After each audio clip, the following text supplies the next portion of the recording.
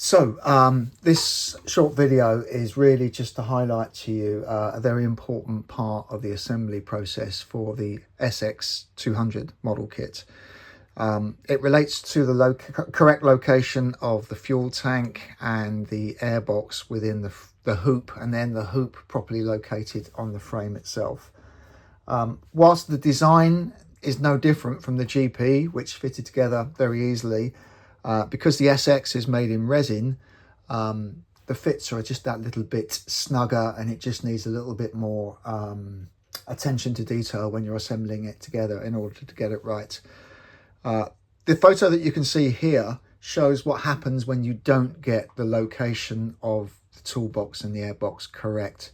What it does, as you can see, the carburetor is not properly aligned with the airbox anymore. You won't get the air hose on it. It's basically pushed the whole frame hoop out of position with respect to the frame as well. So I actually introduced some new additional features on the SX parts just to help resolve this. First of all, you can see here this little location on the frame here. That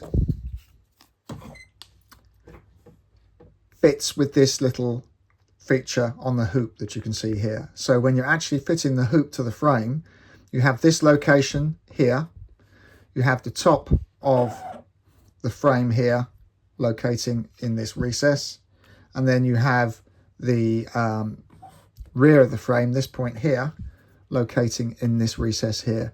All three have to be really snugly located in order to get your correct location. So what I'm going to do is just assemble the parts together just to show you what you need to be careful of and what you need to make sure you do when you glue it together itself. So first off, what I want you to notice is inside the frame hoop, we've got a location feature here, and we've also got a location feature here. They actually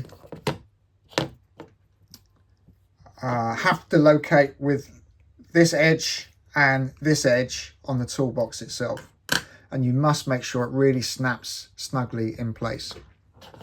So what I'm going to do is just put the airbox and the toolbox together. So I'll just put some location pins in here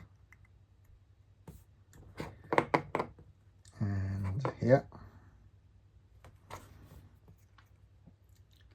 Then just imagine this has now been glued together itself.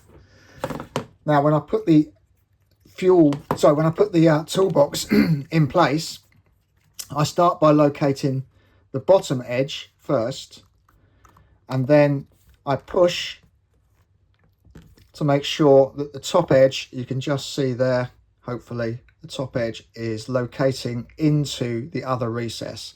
Now it doesn't stop here.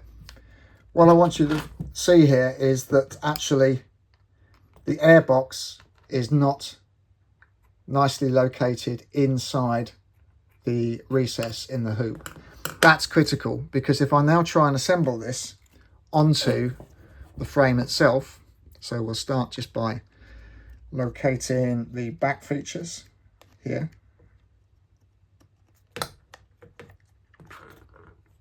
Now we're in.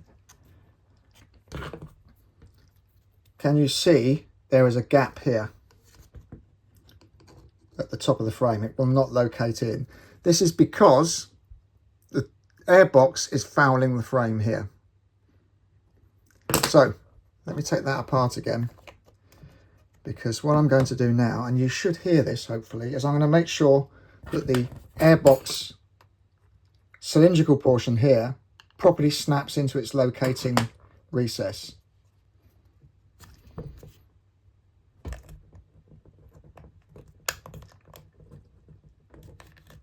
And as I said, it's a tight fit, but now hopefully you can see that is nice and neatly snapped firmly in place, and it's actually holding the whole thing together for me now. So now when I reassemble it using the 3 location points for the frame on the hoop, you can see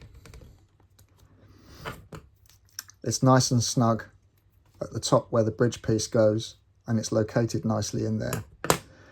And you must make sure that that is your assembly process.